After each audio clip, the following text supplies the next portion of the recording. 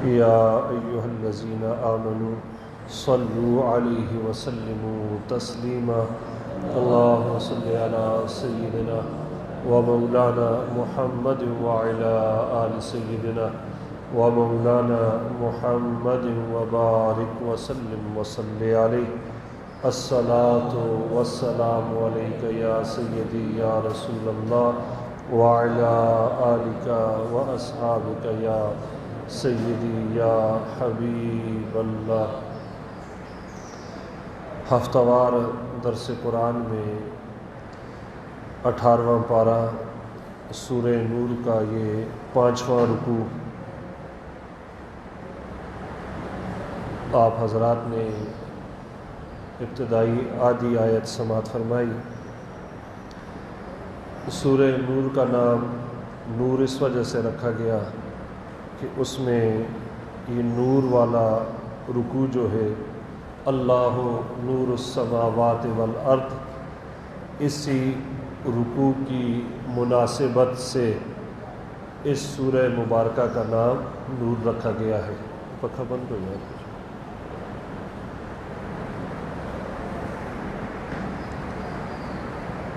نور اللہ پاک کے اسماء میں سے ایک اسم ہے، جیسے اللہ پاک کے دیگر اسماء الحسنہ ہیں، ایسے ان اسماء الحسنہ میں سے ایک نور ہے۔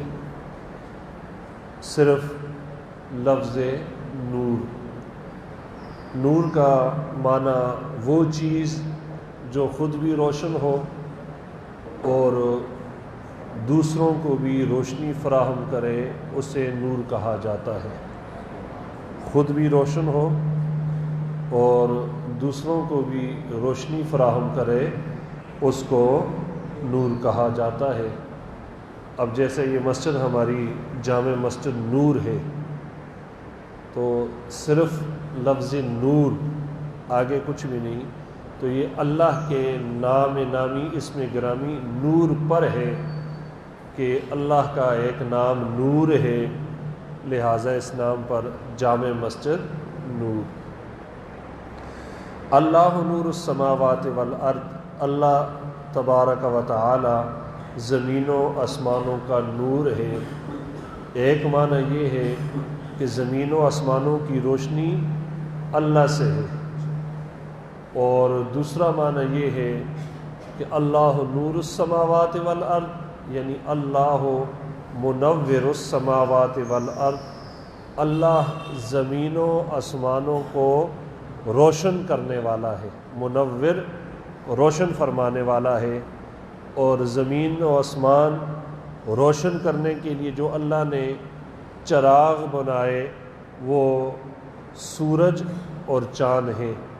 ایک سے دن کو روشنی ہوتی ہے اور دوسرے سے رات کو روشنی اور اجالا ہوتا ہے، تو یہ دونوں اللہ کے نور ہیں جن کے ذریعے اللہ زمین و آسمان کو روشن فرماتا ہے۔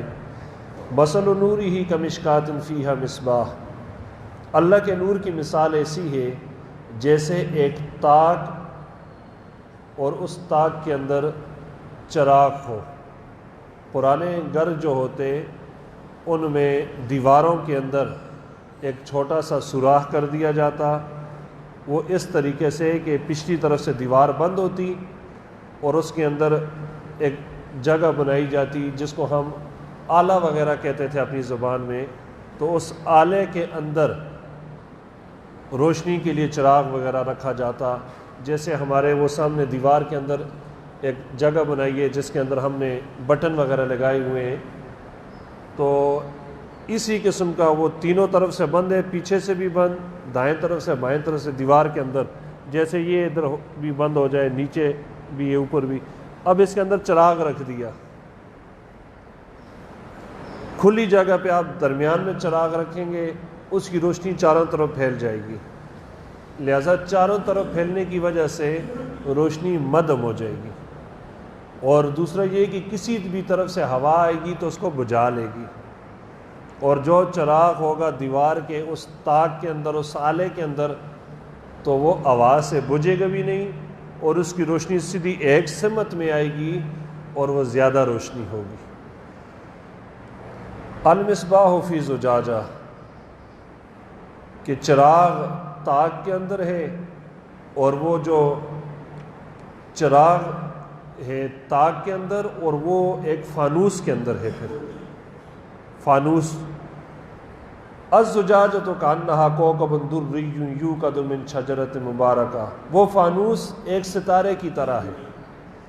جس فانوس کے اندر چراغ ہے اور چراغ کو ہم نے اس فانوس کو تاک میں رکھا ہے، وہ فانوس دیکھنے میں ایسے ہے جیسا موتی ہو، دری یوقد من شجرۃ مبارکہ، اور اس فانوس کے اندر چراغ کو روشن کرنے کے لیے جو تیل ڈالا گیا ہے وہ بابرکت درخت شجرہ مبارکہ کا ہے، زیتونۃ لا شرقیۃ ولا غربیہ، وہ درخت جو ہے بابرکت زیتون کا درخت ہے، اور اس میں نہ کوئی شرقی ہے نہ غربی ہے، یعنی سردیوں گرمیوں میں درخت جو زیتون کا ہے اس کی حالت ایک ہی رہتی ہے، اس کے پتے نہیں جڑتے، اس کا تیل اتنا صاف شفاف ہوتا ہے کہ دوسرے تیلوں کی بنسبت اس کی روشنی زیادہ ہوتی ہے۔ زیتون کا تیل جلانے کے کام بھی آتا ہے، کھانے کے کام بھی آتا ہے، سالن وغیرہ کے طور پر بھی اس کو استعمال کیا جاتا ہے۔ یہ اتنا بابرکت تیل ہے کہ اللہ پاک نے والتین والزیتون سورہ 3 میں بھی اس کا ذکر فرمایا، اور یہاں بھی فرمایا کہ ایسے درخت کا تیل جو برکتوں والا ہے، من شجرۃ مبارکۃ، برکتوں والا درخت رب نے زیتون کو فرمایا۔ یکاد زیتھا یضیء ولو لم تمسسہ نار، اتنا صاف اور شفاف تیل ہے، ایسا لگتا ہے کہ جیسے ابھی اس سے آگ بھڑک اٹھے گی، اگرچہ اسے آگ نہ چھوئے، ابھی اس کو آگ سے جلایا بھی نہیں جاتا، اتنا صاف ستھرا تیل ہوتا ہے، ایسے محسوس ہوتا ہے کہ ابھی بھڑک اٹھے گا وہ۔ نور علی نور، یہ نور پر نور ہے۔ یہد اللہ لنورہ من یشاء، اللہ اپنے نور کی راہ بتاتا ہے جسے چاہتا ہے۔ وَيَضْرِبُ اللَّهُ الْأَمْثَالَ لِلنَّاسِ، اور اللہ مثالیں بیان فرماتا ہے لوگوں کے لیے۔ وَاللَّهُ بِكُلِّ شَيْءٍ عَلِيمٌ، اللہ سب کچھ جانتا ہے۔ اب اس پوری آیت میں 5 لائنوں کی یہ آیت ہے کہ اللہ زمین و آسمان کا نور ہے۔ اس نور کی مثال ایسے ہے جیسے ایک چراغ ہوتا ہے، چراغ فانوس میں ہے، اور وہ فانوس ایک تاک کے اندر رکھا ہوا ہے، اور اس کے اندر زیتون کا تیل جل رہا ہے، اور اس کے ذریعے اتنا نور ہے کہ ایک نور پر دوسرا نور اور روشنی پر روشنی۔ یہد اللہ لنوری، اللہ پاک پھر اس نور کے ذریعے لوگوں کو ہدایت عطا فرماتا ہے۔ ایک تو اس نور سے مراد ہدایت ہے، اللہ آپ کو ہدایت دے، اللہ آپ کے دل کو نور روشن عطا فرمائے، یا اللہ آپ کے دل کو منور کرے، یا اللہ آپ کے دل کو، یہ سارے اسی زمرے میں آتے ہیں۔ ہدایت کو نور سے بیان کیا گیا ہے کہ ہدایت نور ہے۔ دوسرا معنی یہ نکلے گا کہ نور کا معنی قرآن کریم ہے، کہ جنہوں نے قرآن کریم کو تھام لیا، پکڑ لیا، اللہ ان کو ہدایت عطا فرماتا ہے۔ یہد اللہ لنورہ من یشاء، اللہ جسے چاہتا ہے اپنے نور سے یعنی قرآن سے ہدایت عطا فرما دیتا ہے، لیکن جسے چاہتا ہے۔ تیسرا معنی مفسرین کرام نے بیان فرمایا کہ اس نور سے مراد نور محمد ہے، آقا کریم صلی اللہ علیہ وبارک وسلم کی ذات مبارکہ اس نور سے مراد ہے۔ یہاں اگر تھوڑی تفصیل میں جایا جائے تو بات لمبی نکل جائے گی، اتنی پیارے یہاں تشبیہات اور استعارے دیے گئے ہیں کہ بندہ یہ دیکھتا ہے کہ ساری کائنات ہی آقا کریم کے لیے سجائی گئی ہے، لیکن سمجھنے کے لیے ایک دو باتیں کہ آقا کریم صلی اللہ علیہ وسلم کی والدہ ماجدہ سیدہ طیبہ طاہرہ سیدہ آمنہ سلام اللہ علیہا، کائنات کی خوش قسمت ترین عورت کہ جس کی گود میں آقا کریم تشریف لائے، آپ فرماتی ہیں جب میرے پیارے بیٹے کی ولادت ہوئی مجھے یوں محسوس ہوا کہ خرجہ منی نور، کہ میرے جسم سے نور نکلا ہے، میرے جسم سے نور نکلا ہے۔ یہاں ذہن میں ایک بات آ سکتی تھی، ممکن ہے بیٹے کو ویسے ہی نور کہہ دیا ہو، ممکن ہے اس بابرکت بچے کی وجہ سے ولادت میں آسانی کی وجہ سے نور کہہ دیا ہو، لیکن ساتھ ہی فرما دیا کہ وہ ایسا نور تھا کہ جس نور کی روشنی میں میں نے مکے میں بیٹھ کے شام کے محلات دیکھ لیے۔ تو یہ نور مصطفیٰ ہے، یہ نور، اور اسی نور سے ہر مومن کا دل جو ہے وہ روشن ہے۔ ایک نور مادی ہے، یہ جو دنیا کو روشن کرنے والا سورج ہے، چاند ہے، اس سے دنیا روشن ہوتی ہے۔ کیا خیال ہے سورج نہ ہو تو کیسے زندگی گزرے گی؟ کہاں کہاں ٹارچ لے کر گھومیں گے اور کتنا نظر آئے گا؟ چاند نہ ہو تو کیسے یہ جلوے ہوں گے چاندنی کے؟ تو ظاہر آنکھوں کے لیے، اور اس سے پہلے بھی یعنی سورج اور چاند کو دیکھنے کے لیے بھی رب نے آنکھوں کا نور دیا، ایک آنکھوں کا نور ہے۔ تو سورج اور چاند اس دنیا کو روشن کرنے کے لیے ہیں، اور دل کی دنیا کو روشن کرنے کے لیے نور مصطفیٰ ہے۔ یہی وہ چیز ہے کہ آپ دیکھتے ہیں کہ ایک بندہ کچھ بھی ہے، اگر اس کے دل میں نور ایمان ہے، نور ایمان ہے، وہ کئی دوسرے بندوں سے بلند و بالا ہے۔ کیوں؟ اس لیے کہ اللہ نے اس کو وہ نور عطا فرمایا ہے جو کسی اور کے حصے میں نہیں ہے۔ اللہ ولی الذین آمنوا یخرجہم من الظلمات الی النور، اللہ مومنوں کا دوست ہے جو ان کو گمراہی سے نکال کر نور کی طرف لے جاتا ہے، گمراہی سے نکال کر یعنی ہدایت کی طرف لے جاتا ہے، کہ اللہ لوگوں کو گمراہی سے نکالتا ہے اور ہدایت کی طرف۔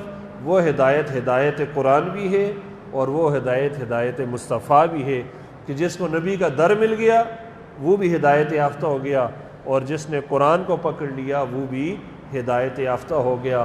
مختصر یہ ہے کہ یہ نور یہد اللہ لنورہ من یشاء، اللہ اس نور کے ذریعے ہدایت عطا فرماتا ہے جسے چاہتا ہے، اور اسی نور کی روشنی میں، یہ جو نور باطنی ہوتا ہے، اسی نور کی روشنی میں اللہ اپنے بندوں کو زمین پر بیٹھے ہوتے ہیں، آسمانوں کی سیر کرتے ہیں، اور ایک جگہ بیٹھے ہوتے ہیں، دوسرے جگہ کے پردے ان پر عیاں ہو جاتے ہیں۔ اور یہی وہ نور ہے کہ جو ہم سب کی ہدایت کا ذریعہ بنتا ہے، یہی وہ نور ہے جس کے ذریعے دونوں جہاں آباد ہیں، اور یہی وہ نور ہے کہ اللہ پاک نے فرمایا کہ میں نے جسے اپنے نور سے پیدا فرمایا، اور اگر اس کو نہ پیدا کرنا ہوتا تو میں اپنی خدائی کو ظاہر نہ فرماتا۔ مختصر یہ کہ اللہ پاک کے نور کی دو مثالیں، ایک مادی نور جس کو زمین و آسمان جس سے روشن ہیں سورج اور چاند، اور ایک باطنی نور کہ جس سے مومنوں کے دل روشن ہیں، چاہے جو بھی ہو وہ کہیں بھی گمراہ نہیں ہوتے، وہ نور مصطفیٰ ہے۔ اور یہی نور ان کو قیامت کے اندھیروں میں، اور یہی نور ان کو پل صراط کے اس سختیوں میں لے کر جنت کی طرف اور ہدایت کی طرف لے کر جاتا ہے۔ فی بیوت اذن اللہ، ان گھروں میں اللہ کا نام بلند کریں، ان ترفع بلند کریں، ویذکر فی اسمہ، اور ان گھروں میں اللہ کا نام لیا جائے، یسبح لہ فیہا بالغدو والآصال، اور ان گھروں میں صبح بھی اور شام کو بھی اللہ کی تسبیح بیان کی جائے۔ یہاں گھروں سے مراد مسجدیں ہیں، گھروں سے مراد مسجدیں ہیں۔ ان ترفع کہ اس میں اللہ کا نام بلند کیا جائے، یا اللہ کے حکم سے ان گھروں کو بلند کیا جائے۔ یہاں سے مفسرین اکرام فرماتے ہیں کہ مسجدیں خوبصورت بنائی جائیں، مسجدیں خوبصورت بنائی جائیں۔ بعض لوگ یہ کہتے ہیں مسجد میں نماز ہی پڑھنی ہے، کیا ضرورت ہے یہ ماربل، یہ ٹائل، یہ فلاں چیز، کسی غریب کو دے دیں۔ تو غریب کو دینے کے لیے رب نے صدقے زکوٰۃ رکھے ہیں، رب نے دیگر مصارف رکھے ہیں، مسجد کے لیے رب نے صدقہ زکوٰۃ نہیں رکھا۔ یہ اللہ کا گھر ہے، اپنے گھروں کو اگر خوبصورت بناتے ہوئے تمہیں غریب یاد نہیں آئے تو اللہ کے گھر کے وقت تمہیں غریبوں کا خیال آ گیا تو یہ ایمان کی کمزوری ہے۔ یہ سوچیں کہیں نفاق تو دل میں نہیں ہے۔ نبی پاک صلی اللہ علیہ وسلم کھجور کے تنے کے ساتھ، کٹا ہوا تنا، خشک تنا تھا، ٹیک لگا کر آپ صلی اللہ علیہ وسلم خطبہ ارشاد فرماتے۔ ایک مائی نے کہا یا رسول اللہ ایک پیارا سے ممبر نہ بنا کر لاؤں، میرے ایک غلام ہے وہ ترکھان ہے، تو آپ کے لیے ایک ممبر بنا کر لاتے ہیں۔ جب وہ ممبر مسجد کی زینت بنا، اس کی وجہ سے مسجد نبوی کو اور خوبصورتی مل گئی۔ اب حضرت تمیم الداری رضی اللہ تعالیٰ عنہ شام گئے، وہاں دیکھا کہ لوگ جلانے کے لیے قندیلیں استعمال کرتے ہیں، ان کے اندر تیل ڈالتے ہیں اور ان کے اندر دھاگا ڈال کر اس کو جلاتے ہیں، تو بڑا پیارا وہ جلتا ہے اور بہت اچھی روشنی ہوتی ہے۔ حضرت تمیم داری رضی اللہ تعالیٰ عنہ صحابی رسول وہ لے کر آ گئے، اور جب مدینے پہنچے تو اتفاقاً جمعرات کا دن تھا۔ آپ نے اپنے غلام سے کہا جلدی جلدی یہ جو داغے ہیں ان کی باتیاں بناؤ، باتی سمجھتے ہو نا جلانے کے لیے، پرانے لوگ سارے سمجھتے ہیں، تو ان کی بنا کر اس قندیل کے اندر رکھا گیا، تیل ڈالا گیا، ان کو جلا کر قندیلوں کو لٹکایا گیا۔ مسجد نبوی میں چھوٹا سا چھت ہوتا تھا، اتنا اونچا تھا جتنا بندے کا سر ہے، تھوڑا سا زیادہ، تو وہاں قندیلیں جلائی گئی۔ جمعرات کا دن ہے اور یہ عصر کے بعد جلائی گئی۔ آقا کریم مغرب کی نماز کے لیے تشریف لائے، دیکھا مسجد نبوی روشن تھی پہلی بار۔ فرمایا یہ کیا ہے، کس نے کیے؟ یا رسول اللہ تمیم الداری نے کیے۔ فرمایا بلاؤ، بلایا، کہا ہے تمیم الداری تو نے اسلام کو روشن کیا، مسجد نہیں، اسلام کو روشن کیا، اللہ تیری دنیا اور آخرت دونوں کو روشن کرے۔ اس کے بعد یہ مسجدوں میں روشنیاں شروع ہوئی تھیں۔ حضرت عثمان غنی رضی اللہ تعالیٰ عنہ نے ایک لوبان، خاص قسم کی خوشبودار لکڑی ہوتی ہے، اس سے مسجد نبوی کے چھت کو مزین کیا۔ جتنا پیسہ عمر بن عبدالعزیز نے مسجد نبوی میں لگایا، اس کے بعد ترکیوں نے لگایا اور اس مسجد کو خوبصورت بنایا گیا، مسجد نبوی کو۔ تو یہ مسلمانوں کے لیے ایک راہ ہے کہ اللہ کے گھر خوبصورت ہونے چاہیے، اور کتنا خوبصورت ہو، ہر بندے کا ذہن ہے نا کتنا خوبصورت ہو۔ جو محلے کے ہمارے گھر ہیں ان سب سے زیادہ اللہ کا گھر خوبصورت ہو۔ اگر کچی آبادی والی مسجد ہے تو وہ اس کے مطابق ہونی چاہیے، اور اگر پنڈی اسلام آباد کی مسجد ہے تو وہ اس کے مطابق ہونی چاہیے، اور اگر کسی سوسائٹی کی مسجد ہے تو وہ اس کے مطابق خوبصورت ہونی چاہیے کہ فی بیوت اذن اللہ ان ترفع، کہ اللہ کے حکم سے اللہ کے گھروں کو بلند کریں، پیارے کریں۔ اور یہی مسجد کی خوبصورتی کے لیے کتنا اللہ نے خیال رکھا، اور نبی پاک صلی اللہ علیہ وسلم نے کتنی تعلیم دی کہ مسجد میں جب آئیں تو غسل کر کے آئیں۔ کیوں؟ کہیں ایسا نہ ہو کہ تمہارے پسینے سے ساتھ والے نمازی کو پریشانی ہو۔ پھر کہا جب مسجد میں آئے تو لہسن، یہ پیاز وغیرہ، یہ مولی وغیرہ یہ کھا کر نہ آئے کہ تمہارے منہ کی بدبو سے کسی نمازی یا فرشتوں کو تکلیف نہ ہو۔ اس قدر مسجد کا خیال رکھا گیا ہے۔ پھر یہ مسجد میں جب وضو کر کے آئیں تو خیال کریں یہ وضو کے جو پانی کے قطرے ہم آ کر مسجد میں نچوڑتے رہتے ہیں، یہ مکروہ تحریمی ہے، حرام کے قریب۔ کوشش کریں، ویسے بھی مسئلہ یہ ہے جب منہ دھوئیں 3 دفعہ منہ دھونے کے بعد چوتھی دفعہ منہ پہ ایسے زور سے ہاتھ مار کر منہ کو نچوڑیں۔ بازو دھوئیں، بازو دھونے کے بعد پھر بازو کو نچوڑیں، یہ بچے غور سے سنیں سارے۔ پھر ایسے ہی جب پاؤں کو دھوئیں تو پاؤں بھی دھونے کے بعد میں پاؤں کو نچوڑ لیں۔ پھر اس کے بعد وضو خانے میں کھڑے ہو کر 2-4 دفعہ آگے پیچھے جائیں تاکہ پاؤں وہاں خشک ہو جائیں پھر مسجد میں آئیں۔ ہمارا یہ حال ہوتا ہے کہ پاؤں دھونے کے بعد مسجد کی طرف جلدی آتے ہیں، آگے والی جگہ گیلی ہو جاتی ہے، جو بعد میں آتا ہے وہاں سے سلپ کرتا ہے تو آگے دروازے تک پہنچ جاتا ہے، اس کو بھی تھوڑا سبق مل جاتا ہے کہ مسجد میں دوڑتے نہیں، آرام سے پاؤں رکھتے ہیں۔ لیکن پہلے والے نے بھی یہ کیا کہ گیلے پاؤں سے آ کر مسجد کا فرش جو ہے وہ اتنا گیلا ہو گیا کہ دوسروں کے لیے وہاں وہ سلپ کا باعث بن گیا، وہاں سے گرنے کا پھسل کا باعث بن گیا۔ اب یہ ہے پھر وضو کرتے ہوئے ہم اتنے زور سے چھینٹے منہ پر مارتے ہیں، اپنے کپڑے بھی سارے گئے اور دائیں بائیں والے بھی۔ ان چیزوں کی مسجد میں اجازت نہیں۔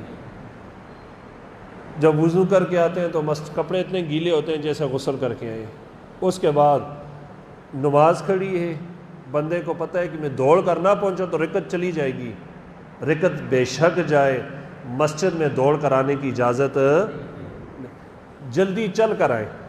اتنی اجازت نہیں ہے مسجد میں آنے کی کہ آپ آئیں اور پاؤں سے یہ دبک کی آواز پیدا ہو، اس کی بھی اجازت نہیں۔ مسجد میں جو شخص قہقہ لگائے گا، بلند آواز سے ہنسے گا، اس کی قبر میں اندھیرا ہوگا۔ اتنا خیال رکھا۔ ہم تو مسجد کو ایسی چیز کر دیتے ہیں، ہمیں خیال ہی نہیں کہ ساتھ مسجد ہے، ہم کچھ خیال کریں۔ مسلمان تو جب مسجد کے پاس سے گزرتے اس کا سر جھک جاتا ہے، یہ اللہ کا گھر ہے، یہ اس بادشاہ کا گھر ہے جس سے بڑا کوئی کائنات میں بادشاہ نہیں ہے۔ اتنا ادب ہے مسجد کا کہ اندر آنا ہے تو دائیں پائیں پاؤں اندر رکھو اور پڑھیں بسم اللہ والسلام علی رسول اللہ اللہم اغفر لی ذنوبی وافتح لی ابواب رحمتک، یا اللہم افتح لی ابواب، یہ مختصر ہے۔ پہلی دعا میں بسم اللہ بھی آ گیا، نبی پاک پر سلام بھی آ گیا اور اپنی مغفرت کی دعا بھی آ گئی۔ مسجد کے دروازے پر کھڑے نا، ایک بات اور آگی ذہن میں، چلو سن لیں، تحفہ ہی ہوگا تمہارا، کہ مسجد کے دروازے پر کھڑے، بسم اللہ، اللہ کے نام سے شروع، والسلام علی رسول اللہ، سلام ہو رسول اللہ پر، اس کے بعد اللہم اغفر لی ذنوبی، اے اللہ میرے گناہوں کو معاف فرما دے، وافتح لی ابواب رحمتک، یہ تیرے جو گھر کے رحمت کے دروازے ہیں، باب رحمت جو ہے، باب رحمت جو ہے، اس کو میرے لیے کھول لے، اس کو میرے لیے کھول لے۔ بندہ یہ دعا کہاں کھڑا پڑھ رہا ہے؟ مسجد کے، یار وہ کون سا غنی ہے جو اپنے در کے سائل کو خالی موڑ دے؟ نہیں سمجھے ہو؟ یہ اسلام ہے۔ اللہ کے دروازے پر کھڑا، اللہ کے گھر کے دروازے پر کھڑا، بندہ پہلے بسم اللہ پڑھتے ہیں، پھر اللہ کے نبی پر بسم اللہ اور درود یہ دعاؤں کو قبول کرتے ہیں، ان کے کروانے کا وسیلہ ہے۔ اس کے بعد بندہ اللہم اغفر لی ذنوبی، یہ اللہ تیرے گھر میں داخل ہو رہا ہوں، وضو تو میں نے کر لیا، جسم پاک کر لیا، لیکن گناہوں سے لتھڑا ہوا ہوں، میرے گناہوں کو بھی معاف کر دے۔ تو کون سا سخی ہے جس کے دروازے پر کھڑے ہو کر سوال کرے اور قبول نہ کرے؟